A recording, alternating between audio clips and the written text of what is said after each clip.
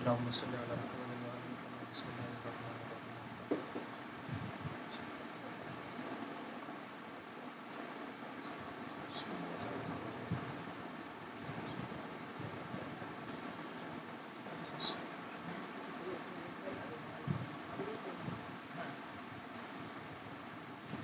اعوذ باللہ من الشیطان اللعین الرجیم. بسم اللہ الرحمن الرحیم. الحمد للہ رب العالمین والصلاة والسلام علی اشرف الانبیاء والمرسلین سیدنا و نبینا بالقاسم محمد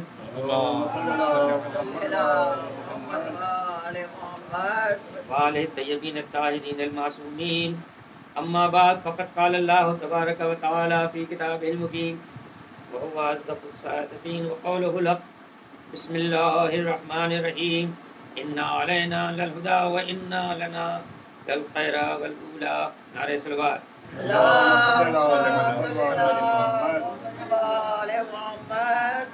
ارشاد رب العزت ہو رہا ہے کہ ہدایت کی ذمہ داری ہمارے اوپر ہے اور دنیا اور آخرت میں ہمارا اختیار ہے.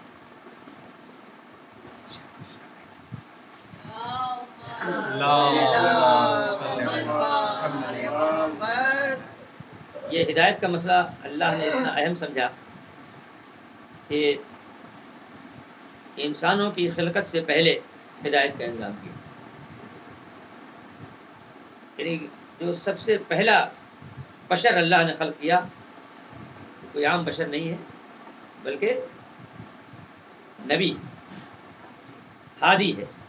یعنی ہدایت کی ذمہ داری ہماری ہے، اس لیے ہدایت کا انتظام پہلے کیا اور اس کے بعد ایک سلسلہ قائم کیا انبیاء کا. 1,24,000 انبیاء بھیجے اور ہر قریے میں ہر خطے میں بلکہ کسی کسی علاقے میں کئی انبیاء نازل ہوئے.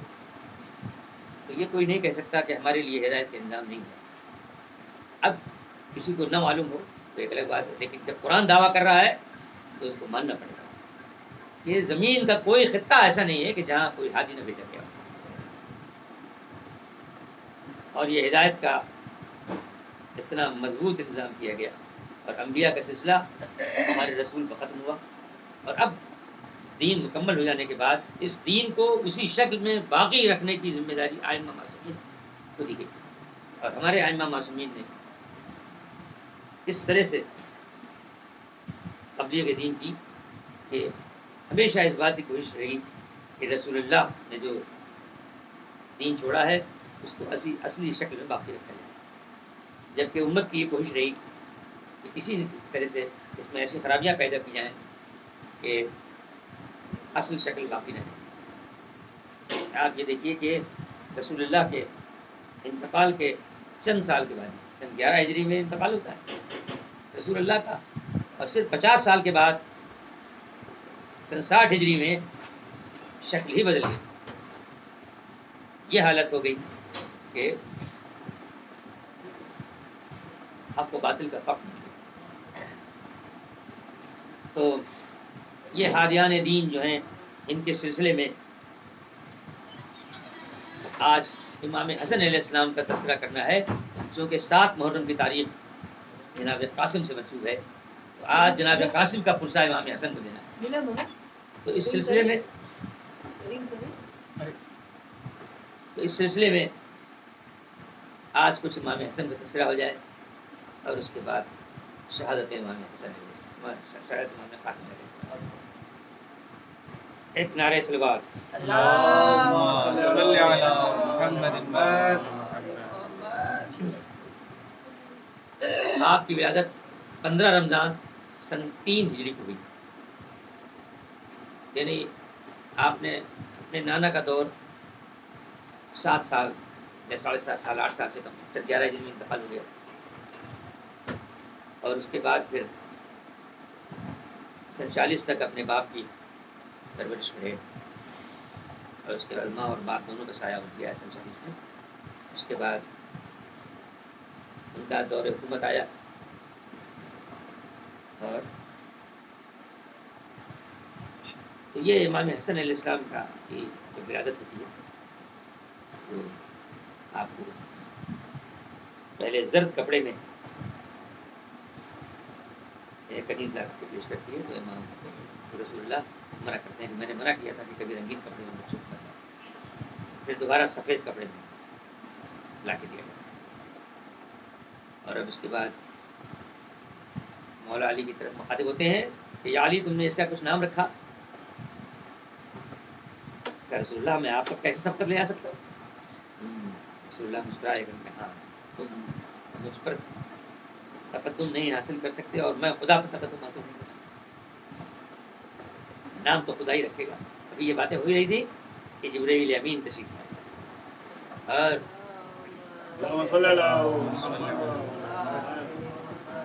کہ ارشاد رب العزت ہے کہ علی کو آپ سے وہی نسبت ہے جو موسیٰ کو ہارون سے تھی، تو اب ہارون کے جو بیٹے کا نام ہے وہی ان کے بیٹے کا نام رکھ دیجیے۔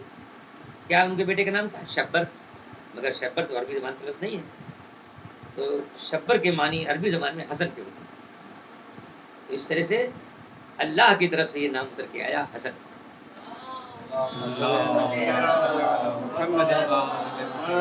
مگر دونوں میں خصوصیت یہ ہے کہ یہ حسن پہلے کبھی کسی کا نام نہیں رکھا گیا تھا، عربی لغت میں حسن موجود تھا، اس لفظ سے لوگ واقف تھے، لیکن یہ اللہ کا انتظام ہے کہ کوئی اپنے بچے کا نام حسن نہ رکھ سکا اور یہ مخصوص رکھا ہوا تھا۔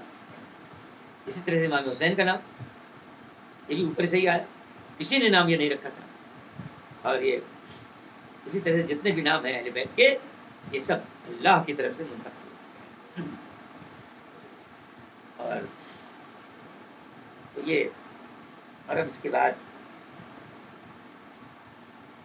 یہ ثابت کرنے کے لیے کہ امام وقت ولادت سے ہی امام ہوتا ہے، ہاں منصب اس کو اس وقت دیا جاتا ہے کہ جب اس کے پہلے کا امام دنیا سے گزرتا ہے، یا اس کے والد ہوں یا اس کے بڑے بھائی ہوں، لیکن وہ امام وقت ولادت سے ہی ہوتا ہے۔ کیوں؟ کیا ضروری ہے؟ اگر ایسا نہ ہو تو جناب عیسیٰ کو سب حاصل ہو جائے گی۔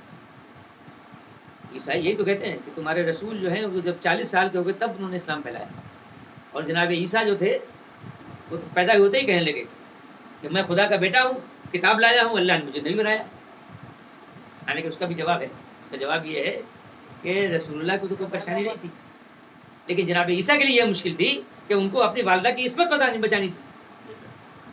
وہ سب جو اس وقت وہاں پر تھے بنی اسرائیل کے لوگ، وہ آئے اور آگے کہنے لگے کہ تم تو بہت ہی نیک خاتون ہو اور تمہارا باپ بھی بہت نیک کردار تھا، یہ بچہ کہاں سے آیا؟ تو انہوں نے اسی کی طرف اشارہ کیا کہ اسی سے پوچھو، تو انہوں نے کہا یہ بچہ کیسے بول سکتا ہے، اور اتنا ہی کہنا تھا کہ آپ خود گویا ہو گئے۔ تو اب وہاں پر جناب عیسیٰ کے لیے ضروری تھا کہ اسی وقت بولتے ہی سب پیدا ہوئے تھے، رسول اللہ کی ایسی کوئی ضرورت نہیں تھی۔ تو بہرحال جب جناب عیسیٰ وقت پیدائش سے ہی نبی ہے، وہ کہہ رہے ہیں کہ مجھے نبی بنا کے بھیجا ہے، یعنی میں ابھی بھی نبی ہوں اور مجھے کتاب دی گئی ہے، بس اتنا سننا تھا کہ قوم لوٹ گئی۔ یقیناً یعنی اتنی سی بات سے کیسی قوم تھی کہ نبی کا کہنا کتنا مانتی تھی، اور ایک ہمارے رسول کی امت تھی کہ قدم قدم پر نافرمانی کرتی تھی۔ نعرے صلوات۔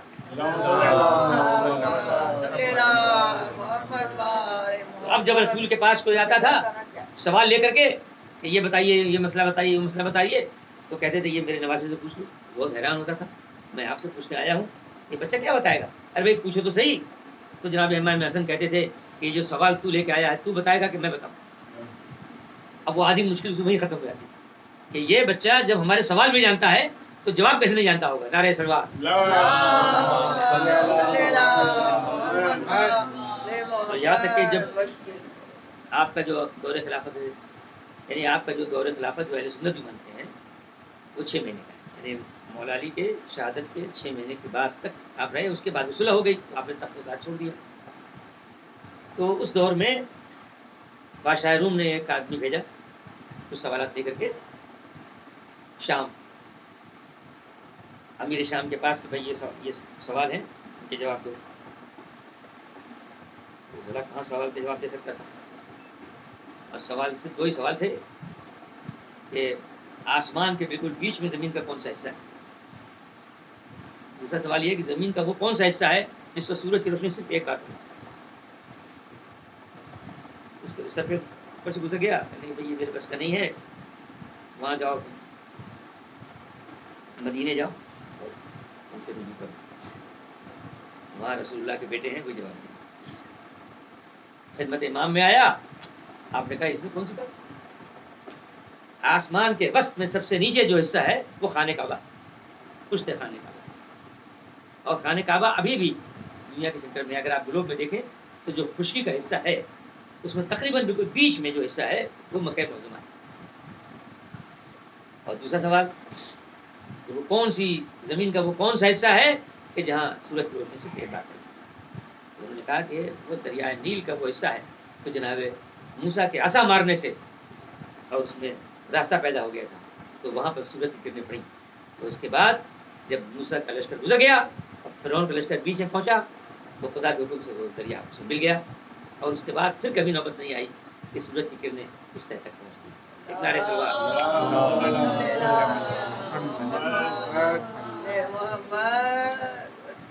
ایک نعرے سلوات باری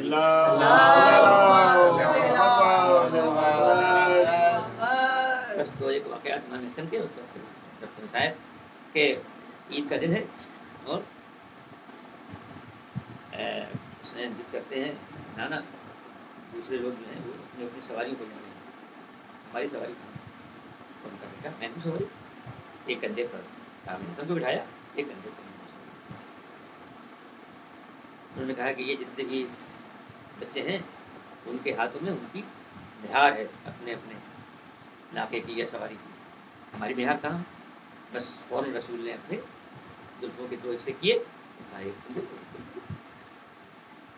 یہاں تک کہ اس کے بعد یہ بھی روایت ہے کہ انہوں نے کہا کہ ان کے جو ناکے ہیں وہ تو آواز نکال رہے ہیں, تو آپ نے بھی ناکے کی آواز نکالی, صرف 3 بار آواز نکالی تھی. فوراً جبریل سے کیا ہے رسول اللہ اب بس کیجیے, اگر آپ نے اب آواز نکالی تو ہو سکتا ہے کہ آتش جہنم سرد ہو جائے.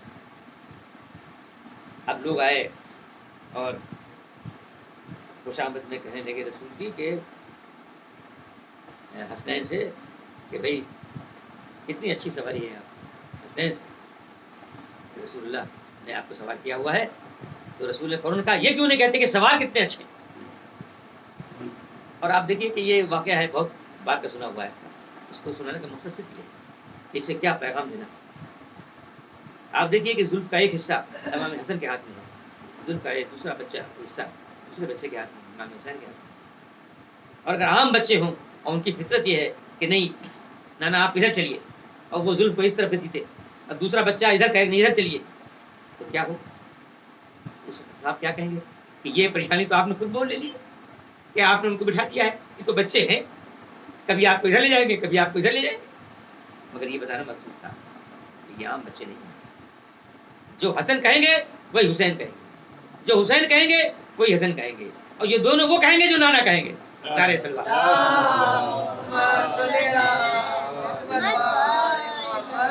یعنی یہ کہ ان دونوں کے ہاتھ میں اس وقت رسالت کی زلفیں ہیں, اور جو رسالت کا نقش قدم ہے اسی پہ ہی چلیں گے, اور رسول کا جو دین ہے وہ یہی دونوں بچانے والے ہیں. اسی طرح کا ایک واقعہ ہے کہ امام حسنین گھر سے نکلے اور کچھ دیر ہو گئی واپسی میں, جناب سیدہ پریشان ہوئی, بابا کو بلایا کہ حسنین بہت دیر سے واپس نہیں آئے اور بہت تکلیف تھی. اور اس کے بعد یہ خبر اصحاب میں پہنچ گئی کہ حسنین نہیں مل رہے ہیں, اور یہ باقاعدہ ایک ہو گئی. تو رسول اللہ کی تلاش میں نکلے, دیکھا کہ ایک باغ میں آرام, ان کو وہاں سے اٹھایا, گودی میں دیا, یہ بیٹا تمہارے آرام کرنے کی جگہ نہیں ہے. اب اس کے بعد گھر پہ نہیں آتے, گھر پہ آنا چاہیے نا, جناب سیدہ مسترب پریشان ہے. اب مسجد میں جاتے ہیں جہاں اصحاب کا مجمع ہے, اور اصحاب کو بھی معلوم ہے کہ حسنین بہت دیر سے غائب ہیں اور پریشان ہے رسول اللہ. تو ایک واقعہ ہے, اب لوگ ایک تجسس میں اب وہاں بیٹھ کر کے لوگ خوش ہوئے کہ ہاں مل گئے اور مبارکباد دے رہے ہیں. اب مولا علی جو ہے وہ رسول اللہ پوچھتے ہیں بتاؤ نانا اور نانی کے اعتبار سے کون سب سے بہتر ہے دنیا میں, تو بتائیے رسول اللہ آپ بتائیے. تو ان کا حسنین, ان کے نانا محمد اور ان کی نانی خدیجہ الکبریٰ. بتاؤ ماں باپ کے اعتبار سے حسنین وہ دنیا میں کون سب سے بہتر ہے؟ بتائیے، آپ ہی بتائیے. حسنین سب سے بہتر ہے کہ باپ علی اور ماں فاطمہ. اب یہ فضائل بیان ہو رہے ہیں ایک کے بعد ایک کے بعد ایک، یعنی یہ پہچانوایا جا رہا ہے، فضائل بیان ہو رہے ہیں. تو اب یہ تو واقعہ سب کو معلوم ہے. اس سے درس کیا ملتا ہے کہ یہ اس وقت جب حسنین نہیں مل رہے تھے تو لا کے جناب سیدہ کے حوالے کرتے تو بھائی تمہارے بچے ان کو اضطراب میں تھے، اضطراب میں تھی. لیکن یہ ایسا کوئی واقعہ نہیں ہے جس سے عام بچے غائب ہو جاتے ہیں، نہیں. یہ سب ہماری اصلاح کے لیے، یہ سب تاکہ واقعات تاریخ میں محفوظ ہوتے ہیں. اور حسنین کو پہچانوانا بھی محفوظ اس طرح سے تبلیغ کی جائے کہ بھئی ہمارے بچے یہ ہیں، ایسے ہیں، ویسے ہیں. ہو سکتا ہے کہ ذہن پر اثر نہ پڑے، لیکن جب کوئی حادثہ ہو جائے اور اس کے بعد جب تعریف کی جائے تو یاد رہتی ہے. اسی طرح سے غدیر کو ایک حادثے کے بعد کہ دھوپ تیز ہے، روکا گیا، ممبر بنایا گیا خاص طور سے، پیر جلا جا رہا ہے، سر بھی جلا جا رہا ہے کسی طرح سے، اور اب یہ اعلان کیا جا رہا ہے کہ من کنتو مولا ہو فاز علی میرا، کہ تم اس کو بلانا بھی چاہو تو بلا نہیں سکتے. نعرہ صلوات.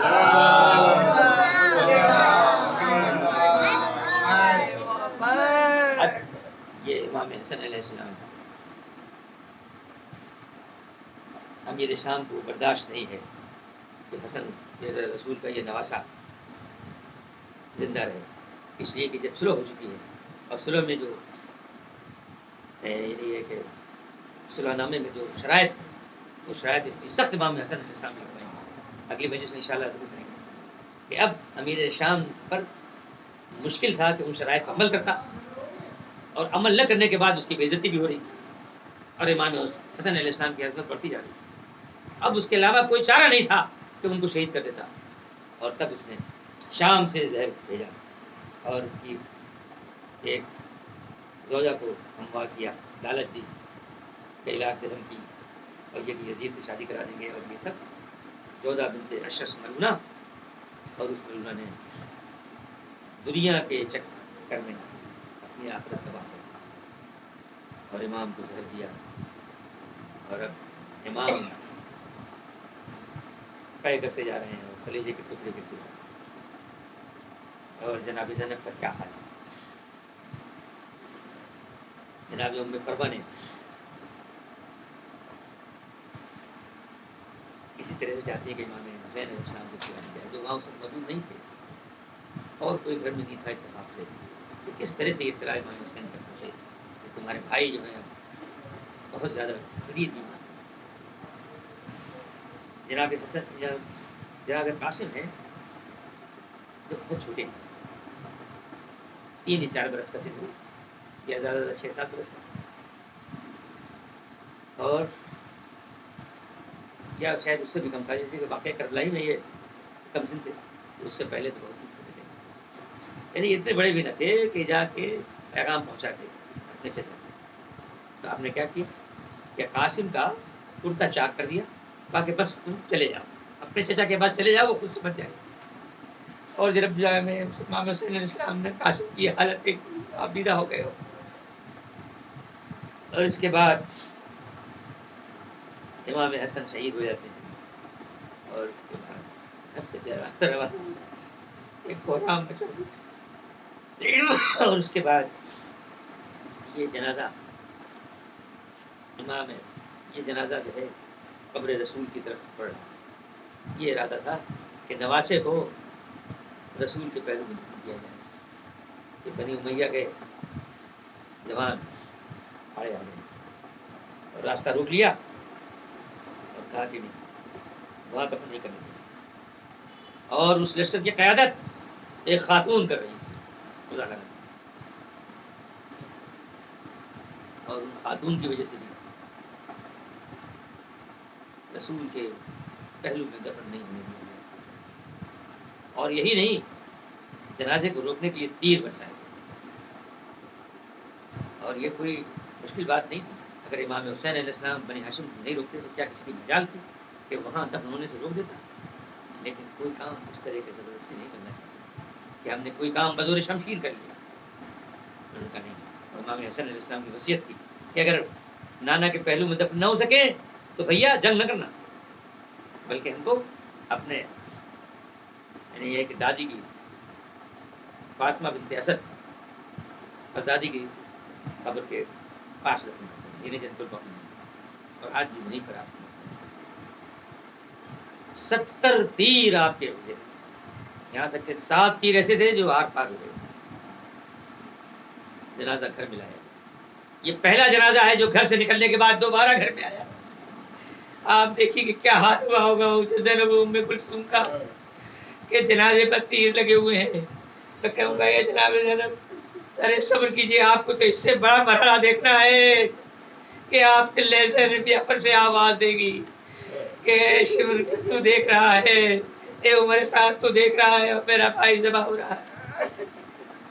بہرحال آپ کو سپرد خاک کیا گیا۔ امام حسن علیہ السلام نے اپنے بیٹے کو ذخیرہ کیا تھا کربلا کے لیے، اور اس کے لیے ایک تعویذ بنا کر کے آپ کے ایک تحریر آپ کو بنا کر کے آپ کے تعویذ میں لگا دی،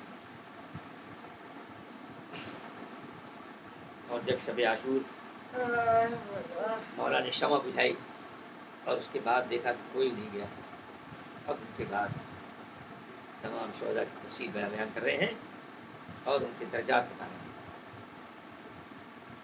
یہاں تک کہ یہ شہزادہ بہت مضطرب ہے کہ میرا نام نہیں لے رہے، اور اسے جو برداشت نہیں ہوا تو کہا چچا کیا میرا نام نہیں، اس فہرست میں کیا میرا نام نہیں؟ تو مولا جواب نہیں دیتے ہیں بلکہ اور سوال کر لیتے ہیں، یہ تو بتاؤ حسن تمہارے نزدیک موت کیسی ہے؟ اور آپ دیکھیے کہ شاید ہی کسی نے دنیا میں موت کا ذائقہ بتایا، اور یہ امام حسن کا فرزند ہے کہ جو موت کا ذائقہ بتا رہا ہے، اور وہ بھی 13 برس کا ذائقہ اپنی عمر کے حساب سے بتا رہا ہے۔ بچہ ہے اس لیے کہتا ہے کہ چچا موت تو میرے نزدیک شہد سے زیادہ شیریں۔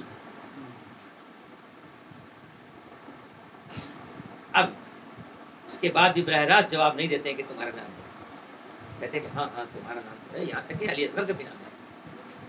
اب جناب قاسم پریشان ہو جاتے ہیں کہ کیا خیمے میں گزاریں گے؟ اور اس کے بعد جناب علی اصغر کی شہادت کی تفصیل بیان کرتے ہیں کہ نہیں اس طرح نہیں ہے۔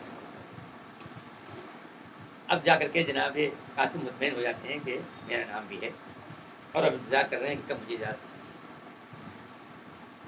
انصار سب چلے گئے اور اب بنی ہاشم کا نمبر آتا ہے اور ان کو اجازت نہیں ملی، اور ادھر والدہ گرامی ام فرما بار بار ان کو سخت سنا رہی ہیں کہ آخر کب جاؤ گے اپنے چچا پہ نثار ہونے کے لیے؟ کیا تم ہم کو شرمندہ کرنا چاہتے ہو؟ ارے لوگ یہی کہیں گے کہ یہ غیر خاندان کی تھی اس لیے اپنے بچے کو بچا کے رکھا، اور وہ کہتے تھے ہاتھ جوڑ کر کے ارے آپ چچا سے اجازت تو دلوا دیجیے، میں تو کب سے کہہ رہا ہوں اور جب جاتا ہوں اجازت نہیں دیتے۔ جب کئی بار اجازت نہ ملنے کے بعد اجازت نہیں ملی تو ایک عمود خیمہ سے اشارے سے کھڑے ہو گئے، اس وقت دیکھے کہ عجیب معاملہ ہے، کل رات میں بتا بھی دیا کہ تمہارا نام شہداء کی فہرست میں ہے اور اجازت بھی نہیں دیتے، آخر کیا کروں؟ کہ یہاں تک کہ تعویذ کا خیال آ گیا، اور پھر بھاگتے ہوئے ماں کے پاس گئے اور ماں کے پاس کہا کہ ماں بابا نے کہا تھا کہ جب کوئی مشکل وقت آئے تو اس کو ارے مادر گرامی ذرا دیکھیے تو تعویذ نے کیا لکھا ہے۔ اب جو تعویذ کھول کے دیکھا تو اس پہ یہ لکھا ہوا تھا اے بھائی، اے حسن، اے قاسم، جب تم اس تعویذ کو کھولو گے تو تم اپنے کو کربلا میں پاؤ گے، عاشور کا دن ہوگا، اور اس وقت تم ہماری طرف سے حسین کو کربلا نے کہا کہ جاؤ دکھاؤ اپنے چچا کو، اور اب جناب قاسم خوشی خوشی جا رہے ہیں۔ آپ دیکھیے کہ جیسے کسی کو کوئی بہت بڑی دولت مل گئی ہو، یعنی موت کا پروانہ ہے یا کوئی بہت بڑی دولت ہے، خوشی خوشی بھاگتے ہوئے آتے ہیں اور کہتے ہیں کہ یہ بابا کی تحریر ہے آپ کے لیے۔ امام تحریر کو دیکھتے ہیں، آنکھوں سے لگاتے ہیں، تحریر پڑھتے ہیں اور گریہ کرتے ہیں، اور اس کے بعد اجازت دیتے ہیں اور اجازت دینے کے بعد اتنا گریہ کرتے ہیں کہ امام کو غش آ جاتا ہے. یہ پہلے شہید ہیں کہ جس کو رخصت کرنے کے لیے امام نے اتنا گریہ کیا. اور اس کے بعد اب امام آپ کو روانہ کرتے ہیں اور اس طرح سے یہ نہ کوئی ذرا ہے نہ کوئی خود ہے، خود کی جگہ سے پاماما ہے، اور اتنے چھوٹے ہیں کہ گھوڑے پر خود سے نہیں بیٹھ سکتے. جناب عباس نے گھوڑے پر سوار کیا، رکابیں بھی بہت بڑی تھی، رکابیں کاٹ کی چھوٹی کی گئی اس لیے کہ پیر میں نہیں آ رہی. اور اب وہاں جاتے ہیں اور جانے کے بعد ایک شدید حملہ کرتا ہے. ایک بہت ہی نامی گرامی پہلوان ہے ارزم، ہمارے ساتھ حکم دیتا ہے کہ جاؤ تم جا کر کے اس کا مقابلہ کرو. تو کہتا ہے میرے لیے بے عزتی ہے کہ میں اس بچے کا مقابلہ کروں. اپنے بچوں کو بھیجتا ہے، ایک بیٹے کو بھیجتا ہے اس کو فنا کرتے ہیں، دوسرے کو بھیجتا ہے اس کو فنا کرتے ہیں، تیسرے کو بھیجتا ہے اس کو فنا کرتے ہیں. اب تو بالکل بوکھلا گیا اور بہت ہی خطرناک ہو کے حملہ کیا. لیکن یہ اہل بیت پر کوئی گھیر کے شہید کر دے تو بات الگ ہے، لیکن دو بدو مقابلے میں ممکن نہیں ہے کہ کوئی اہل بیت کا شخص کسی سے دیر ہو. اور آپ نے مولا علی کی شجاعت کا مظاہرہ کیا، جناب عباس کے سکھائے ہوئے تھے اور ایسا رخ اختیار کیا کہ ایک ہی حملے میں واپس لے جانا. اور اب اس کے بعد ہمارے ساتھ بالکل بے قابو ہو گیا. اس نے کہا کہ یہ قتال عرب کا پوتا ہے،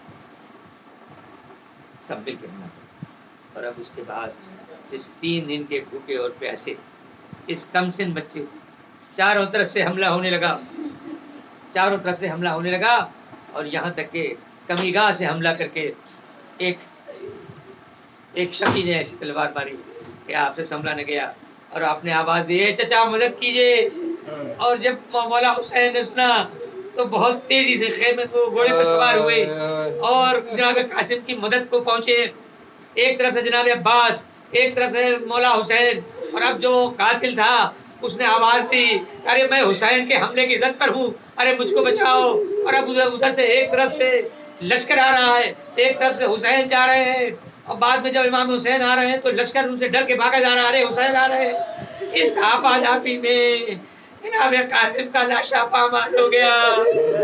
آپ دیکھیے یہ حال کہ جناب قاسم کا لاشا پامال ہو گیا. امام نیچے اترتے ہیں اور اس کے بعد اب آپ کو بچھا کر کے ایک ایک ٹکڑا جمع کرتے ہیں. ارے سب کی لاشیں آئے لیکن جناب قاسم کے لاشوں کے ٹکڑے آئے. ارے خیمے میں کوہرام مچا ہے، سبوں پہ پرواہ کھولا کے دیا ایک پرواہ. ارے دیکھو یہ قاسم آ گئے. میں پرواہ نے کہا کہ دیکھو میرا دولہا آ گیا ہے.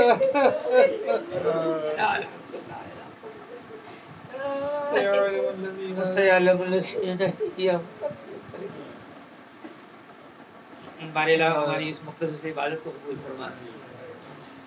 بارے اللہ جتنے حاضرین جیسا ہم سب کو معاف کرے جائے اللہ قبول فرما. بارے اللہ جتنے بھی بیمار ہیں سب کو شفا عطا فرما.